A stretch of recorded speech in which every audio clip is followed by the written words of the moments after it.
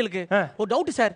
இப்போ சீரியல்ல நச்சா settle ஆகலாமா, comedy ஷோல நச்சா செட்டில் ஆகலாமா சார்? தம்பி, சீரியலுக்கும் காமெடி ஷோக்கும் பெரிய வித்தியாசம் இல்ல. சீரியல் வந்து பைபாஸ்ல போற பஞ்சாப் லாரி மாதிரி போய்கிட்டே இருக்கும். ஆனா காமெடி ஷோ கூட்டு ரோட்ல போற குப்பை லாரி மாதிரி எப்ப எவன் நிப்பாட்டுவான்னு தெரியவே தெரியாது. சார் புதுசா ஒரு விஜய் டிவி சீரியல் வந்துக்குது சார். ஆமாப்பா சார், அது பேர் கூட வாங்கல சார். அதுக்குள்ள 2 கார் வாங்கிச்சு சார். அப்படிதான்ப்பா வாங்குவாங்க. காமெடி பண்றவங்களுக்கு கார் கொடுப்பாங்களா? அவங்களே கார் கொடுப்பாங்க. என்ன காரு? உக்காரு. சிவகார்த்திகேயன் எடுத்துங்க, காமெடி ஷோ பண்ணாரு. இன்னைக்கு ஹீரோவா பல படங்களை கலக்கிட்டு இருக்காருல்ல ராஜா.